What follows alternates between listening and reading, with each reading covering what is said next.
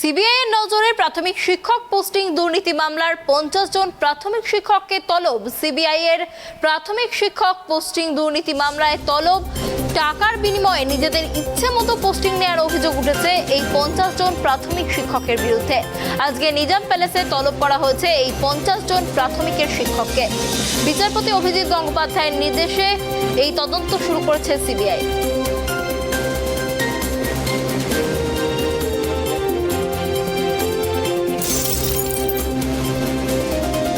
টাকার বিনিময়ে বদলি দুর্নীতি মামলায় 50 জন প্রাথমিকের শিক্ষককে তলব করেছে সিবিআই।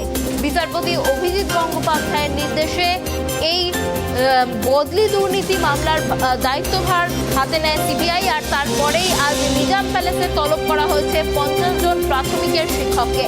আর এই প্রথম এই দুর্নীতি মামলায় তলব করা হলো 50 জন শিক্ষককে।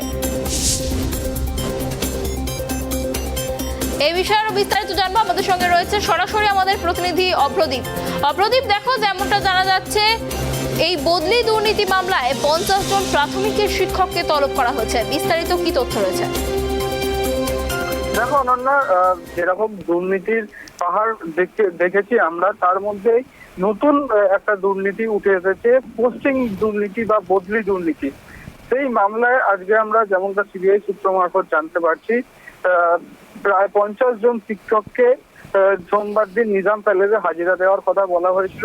তার মধ্যে ইতিমধ্যেই 20 থেকে 30 জন শিক্ষক ইতিমধ্যেই কিন্তু নিজাম প্যালেসে এসে পৌঁছেছেন এবং সিবিআই এর তদন্তকারী আধিকারিকরা এই 20 থেকে 30 জনের এক এক করে তাদের ডকুমেন্ট ভেরিফিকেশন এবং যে বয়ান রেকর্ডের পর্ব, সেই পর্ব কিন্তু ইতিমধ্যেই নিজাম প্যালেসে শুরু হয়েছে। তোমাকে বলে রাখো, কলকাতা হাইকোর্টের বিচারপতি অভিজিৎ গঙ্গোপাধ্যায়ের এই পোস্টিং মামলায় সিবিআই কে তদন্ত চালিয়ে নিয়ে যাওয়ার নির্দেশ দিয়েছিলেন। তিনি এও জানিয়েছিলেন যে প্রায় 400 জন কিন্তু এইভাবে পোস্টিং দুর্নীতি করে থাকতে পারেন। দরকার হলে কেন্দ্রীয় তদন্তকারী সংস্থা সিবিআই প্রত্যেকজন এই 400 জনকেই কিন্তু জিজ্ঞাসাবাদ করতে পারে। এবং যেটা জানা যাচ্ছে সিবিআই এর তরফ থেকে সেই মোতাবেকই 400 জনের একটি তালিকা তৈরি করা হয়েছে। এই 400 জনকে সোমবার থেকে, আজকে সোমবার এবং শুক্রবার পর্যন্ত ধাপে ধাপে কিন্তু এই 400 জনকে তলব করে জিজ্ঞাসাবাদের পর্ব চালানো হবে।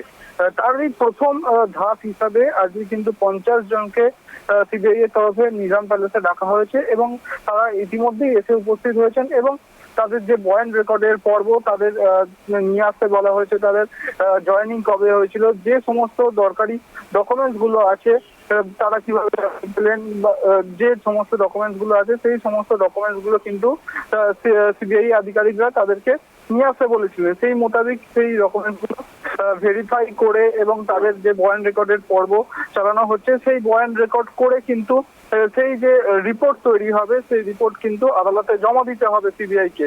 সেই রিপোর্টে যদি সন্তুষ্ট হন, কিন্তু তার প্রসঙ্গেই তোমাকে বলে রাখবো, আগের দিন আমরা দেখেছিলাম যে 4 জন শিক্ষককে সিবিআই নিজাম প্যালেসে ডেকেছিল। সেই 4 জন শিক্ষকের রিপোর্ট কিন্তু আলিপুরের সিবিআই এর বিশেষ আদালতে জমা পড়ে এবং তারপরে কিন্তু আমরা দেখতে পাই শিক্ষককে গ্রেপ্তার করার মতো ঘটনা ঘটেছিল। আজকে সেই রিপোর্টের পর কি হবে সেটা একটা দেখার বিষয় হবে।